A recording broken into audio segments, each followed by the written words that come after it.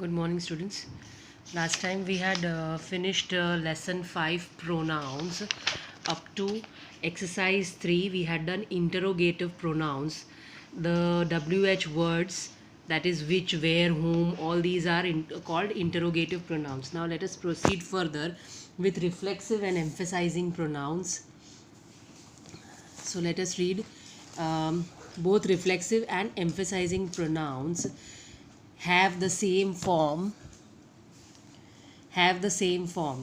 myself, himself, ourselves, herself, yourself, itself, yourselves, themselves. Now when you are talking about more than one person, that is plural, when you are talking about, you use selves, selves, whereas when you are talking about single person, that is singular, you use self, self, self. So let us study it further. Reflexive pronouns are used as the receiver of an action. How did you hurt yourself? She blamed herself for her problems, right? How did you hurt yourself? You.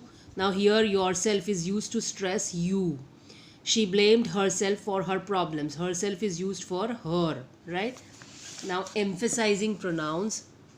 Emphasizing pronouns are used to convey emphasis. I myself locked the door.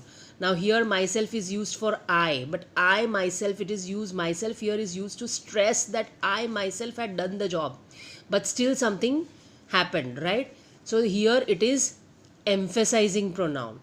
Now he himself signed the letter, right? So here himself is used to stress or emphasize on he himself.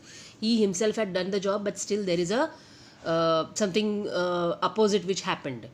Now let us move on to exercise 4. Fill in the blanks with suitable reflexive or emphasizing pronouns. Children, I am sure you enjoyed dash at the party. You enjoyed, what you will use for children?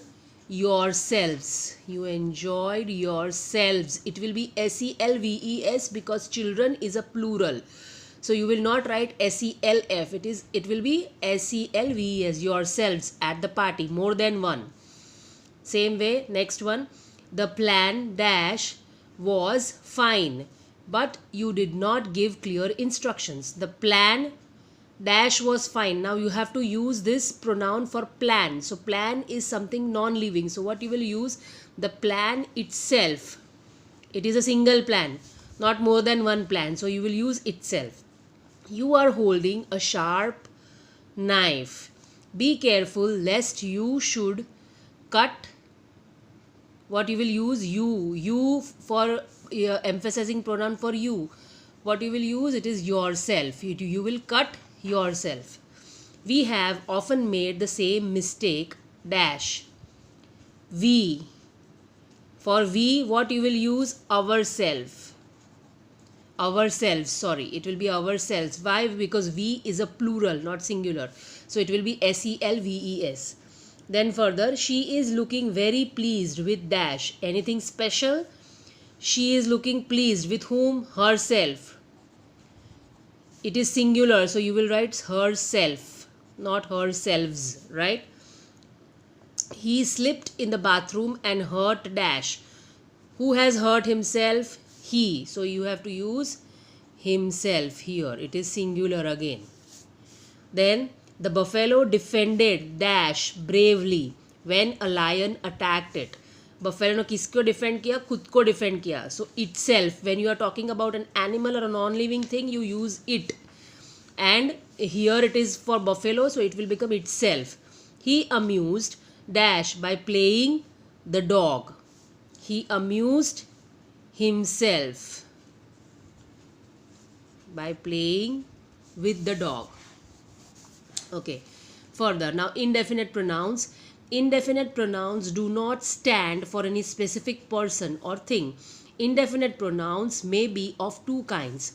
Of pronouns, some of the books, both of the children, much of the work, none of my neighbors, right? So of is used before all these groups of words which signify different meanings, right?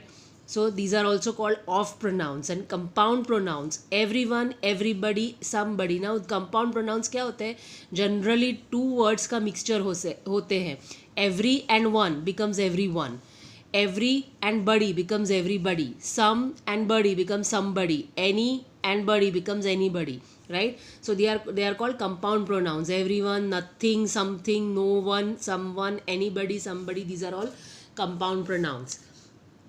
So you can write down a note over here, mix of two nouns, that is compound pronouns. Now all books, all is an adjective. All of the books, all is a pronoun, right? All of the books मतलब सार books, वो जो books है उनमें से सारी. So here all is used as a pronoun, and all the books, here all is used as an adjective. So this is the difference. All can be used as both adjective and pronoun. Now what we have studied, for singular we use somebody, something, anybody, nobody, nothing, anyone, etc. For plural we use both, few, many, several. Singular or plural we use all these words: all, most, none, any, some, right? Write down this box. This is important. Write in your notebook as important point. Also underline these indefinite pronouns do not stand for a specific person. Indefinite pronouns may be of two kinds. Off pronouns, write down the examples for off pronoun. Write down all of them so that you get a better idea. Compound pronouns, write down the examples of compound pronoun. Then all, how do you use all, right? So these are all indefinite pronouns that we use. This exercise, that it is okay if you write it in the textbook itself, because it's just fill in the blanks.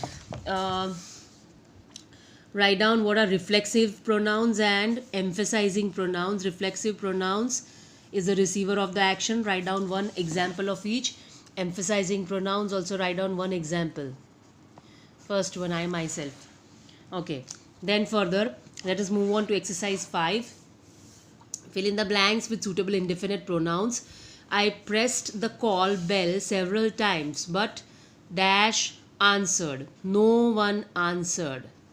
या nobody answered. Nobody भी right है, right? You look tired and hungry. Would you have dash to eat? Would you have something? Would you have something to eat? If there is dash you need, please let me know. If there is something you need, please let me know. और anything भी यहाँ पे ऊपर anything भी लिख सकते हो. Would you like anything to eat? Anything is more appropriate than something here. Okay. Then dash saw him entering the strong room of the bank. Now here someone saw him entering the strong room of the bank. Then next one, it is a huge loss and dash must share it.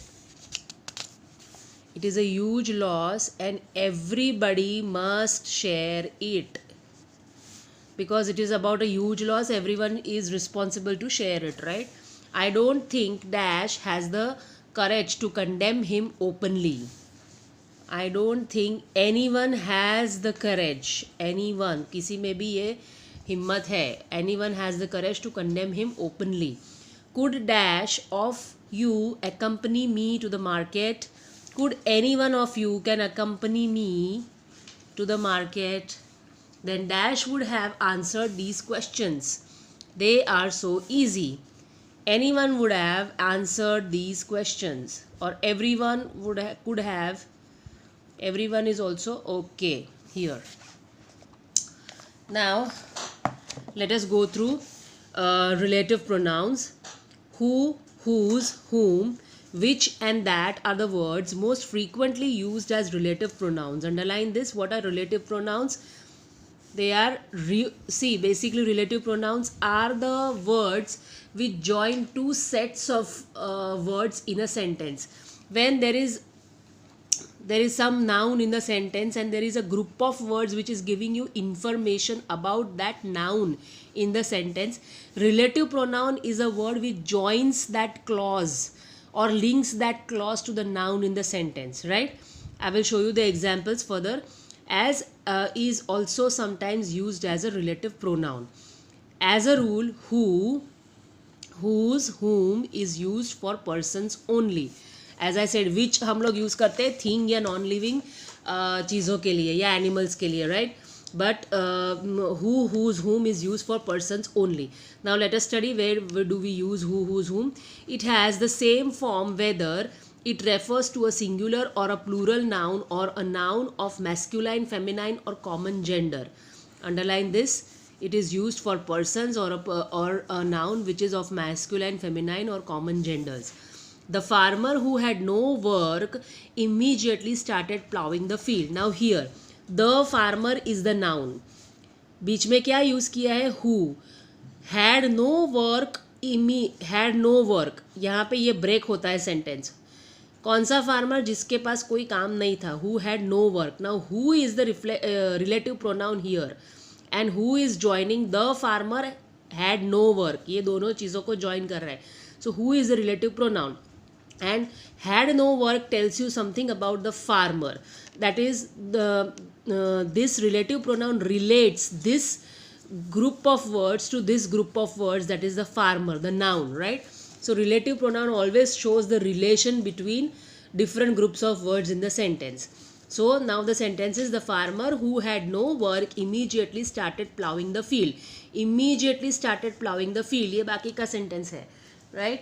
But had no work and the farmer is related by who. Who is a relative pronoun there. Here it is singular.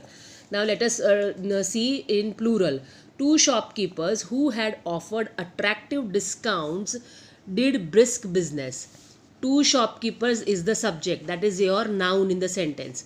कौन से shopkeepers? Who had offered attractive discounts. Now ये group of words है. Shopkeepers जिन्होंने attractive discounts दिए थे. Who is joining them? So who is the relative pronoun. Did brisk business is the other part of the sentence. Now here two shopkeepers is the plural because it is more than one. Next one, the principal called the parents of those children whose result was poor. Children, कौन से children? Whose result was poor. Who is the relative, whose is the relative pronoun here. Here children is a common gender. Children is used for girls or boys both, right? So it's a common gender. Now the girl narrated her story to an old lady whom she met on the way. कौन सी old lady? जिसको वो रास्ते में मिली थी. On whom she met on the way. So these are the group of words. They are being linked by these relative pronouns. So all these are relative pronouns which show you the relation between the noun and the additional information, group of words which give you additional information about that noun. They are called relative pronouns. This is the feminine gender because we talk about a lady here. Further, the use of whom needs a bit of care. Look at these two examples. People who do not love others. The relative pronoun as subject. Here relative pronoun who subject की तरह use किया है, hence who. People whom others do not love. Now here the meaning of the sentence changes when you use whom. The relative pronoun as object, hence whom is used. Sometimes whose may also be used for things without life. The car whose headlights were on. Now here whose is used for a car which is a non-living thing.